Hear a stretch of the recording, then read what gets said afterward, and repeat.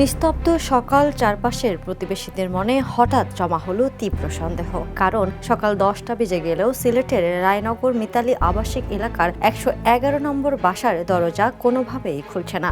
ভেতর থেকে সারা শব্দ না পেয়ে শেষ পর্যন্ত জাতীয় জরুরি সেবা 999-এ ফোন করেন আতঙ্কিত প্রতিবেশীরা। আর এরপরে পুলিশ এসে দরজা ভেঙে যা দৃশ্য দেখল তাতে থমকে গেল পুরো এলাকা।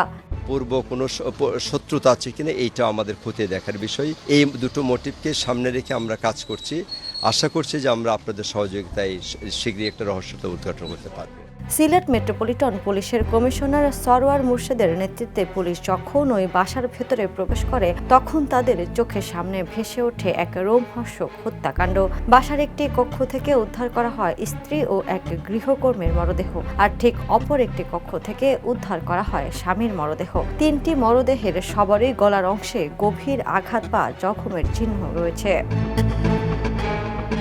স্থানীয় সূত্রে জানা গেছে, মর্মান্তিক এই হত্যাকাণ্ডের শিকারের স্বামী স্ত্রী সন্তানরা সবাই প্রবাসে থাকেন। বাড়িতে তারা একাই ছিলেন, সঙ্গে ছিল এক গৃহকর্মী। কিন্তু কারা কি উদ্দেশ্যে ঘরের ভেতরে এমন বর্বরচিত হামলা চালালো তা নিয়ে তৈরি হয়েছে গভীর রহস্য।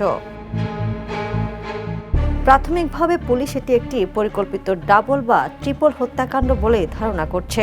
ঘটনার কারণ ও এর পেছনে কারা জড়িত তা উদ্ঘাটনে মাঠে নেমেছে পুলিশের একাধিক দল।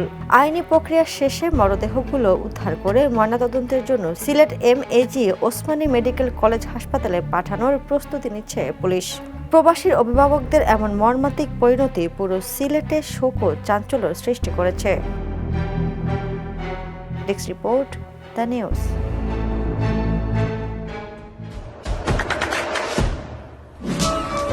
দেশে দেশে সবার সাথে দ্য নিউজ।